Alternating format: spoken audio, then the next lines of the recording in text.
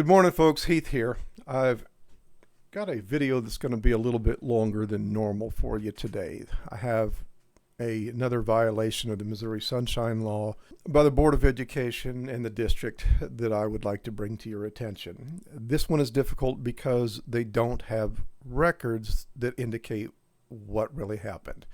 That in itself is a violation of the Sunshine Law. They're supposed to keep records. They're supposed to be publicly available. I have asked for them. They don't currently exist. So I don't like to do this generally, but I'm forced to speculate on what occurred because I don't have records. And I'm using that, and I'm drawing those conclusions based on what I do have. I see there are one of two different paths here that the district has followed as relating to the ad hoc committee. And regardless of which path they have followed, it's a violation of the law. And I'm going to get into that today, try to cover them both, and try to make this make sense. Bear with me, please. Here we go. Everything we're about to talk about is relating to the ad hoc committee that they had meet on the 12th of June. Either the board has talked about the details and made decisions about the ad hoc committee behind closed doors, outside of the purview of the public, which will be a violation of the Sunshine Law, or they have reconvened an old committee from previous year to get together and conduct business for the district, but they didn't hold those meetings publicly as they're required to do so. Either way that they've gone is going to be a violation of the Sunshine Law. I don't know which way they went because there are no records that are available, and I'm going to show you that here in a minute. What we're looking at is a request to get more information about that ad hoc committee. I've got a couple of these out. This is the only one that I've received a response back to so far. You can see that I requested to see the board vote to create the ad hoc committee and who was appointed to that committee. And I got a response from Ms. Walker. She's the custodian of records. She is also the secretary for the Board of Education. So she maintains all of those records. She would know if a record exists because she's the one that maintains it. And you can see that she sent me the minutes for the April meeting. That's when they created and approved the ad hoc committee. And in regards to my request for information about who was on the committee, she says the appointment of individuals to the committee is not required to be approved by the board as a whole and is therefore not reflected in the board vote or in the board minutes. So there is no record of who served on the committee, how they were selected, and what happened during that meeting. None of those records exist. I can show you that too. Here we are looking at the paperless board meeting notification for the Cameron School District. The June 18th meeting is when I learned about the ad hoc committee meeting that occurred on the 12th. There are no records. There is no agenda for that meeting. Doesn't exist. If we go to the minutes, these are all the official minutes for the Cameron School District. There is no minutes that are available for the ad hoc committee. In the state of Missouri, a committee that is appointed by the Board of Education consisting 3 or more members is required to meet in public.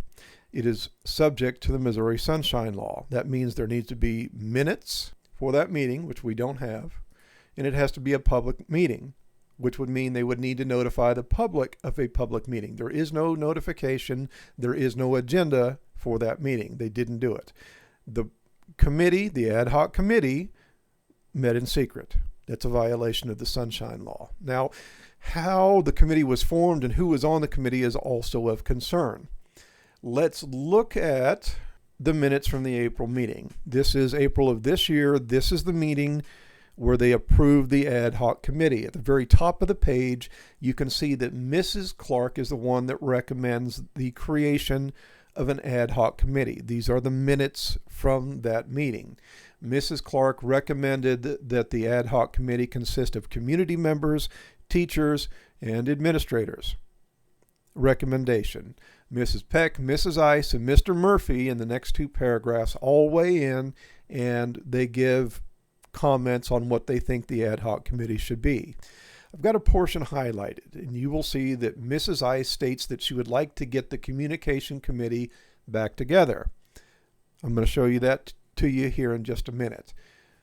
You will see in the next paragraph that the board voted by a vote of 6-0 to create that ad hoc committee.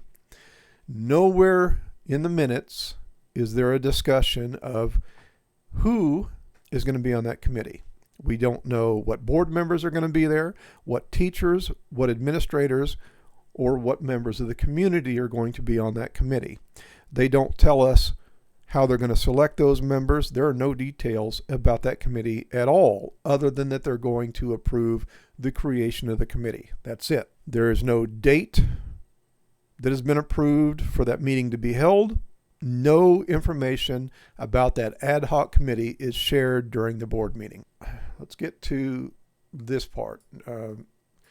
She would like to get the communication committee back together. We're going to the minutes from the June board meeting. Among other things, you can see that here the board approved the creation of 4 committees. One of those committees is the communication committee, consisting of Mrs. Early, Mrs. Peck, and Mrs. Lockridge. Historically speaking, every year after the board election and the board meeting where they swear in new board members has occurred, the board has voted for the recreation or the creation of committees. And they do that because sometimes they have board members who are leaving. Either they did not seek re-election, they got voted out, and they have new members that can be voted in. So they wait until the election has occurred, until the meeting where the new members are sworn in, and then they appoint official committees for the school district. And that's what they did here. They did this in June of 23. So a year prior, they approved these committees. So when Mrs. Ice refers to getting the communication committee back together, it is possible that this is the committee that she had in mind. However, if we go back to the email that I got from Ms. Walker, it states here that the committee is not required to be approved by the board, and therefore that committee is not going to be reflected in the board vote or in the minutes. If they were getting the old committee back together, she could point to the June meeting from 23 and say, here it is. We approved that committee on June by a vote of 7-0. She would have a record, but that's not what she says. She says there is no record of the committee in the board minutes. Possibly she's referring to the other members, the members of the community, the teachers, the administrators. Maybe that's what she was talking about. Here's the problem.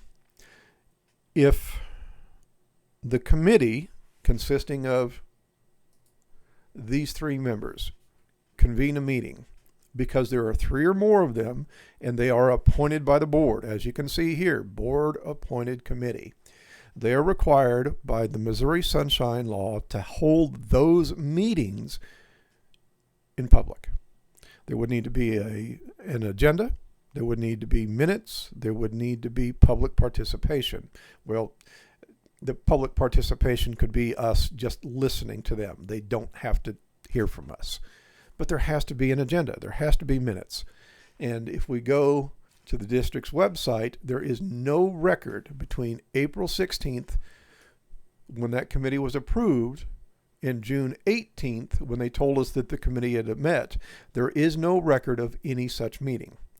So if that committee met and they approved and decided on the other members of the committee, so teachers, administrators, and members of the public, they did it secretly. That's a violation of the Sunshine Law.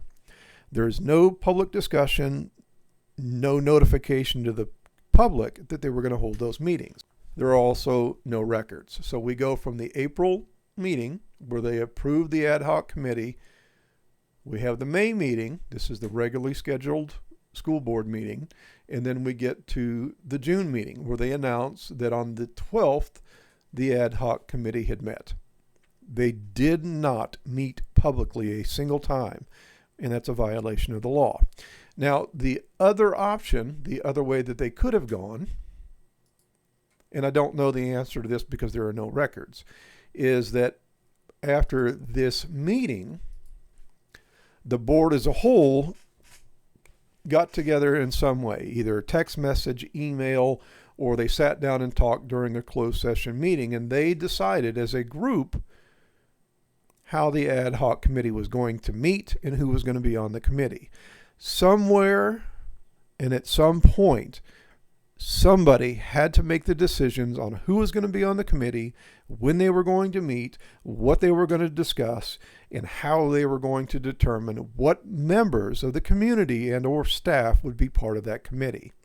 They met, they conducted business of the district, and made decisions without any input from the community. It was never done publicly. So either the entire Board of Education is involved in a Sunshine Law violation, or these three committee members took it upon themselves and made all the decisions without ever meeting publicly. I don't know what really happened because they failed to maintain any records. All of this is a big stinking mess, and regardless of the direction that they went, there is likely a violation of law here. The Cameron School District and the Board of Education need training on complying with the Sunshine Law.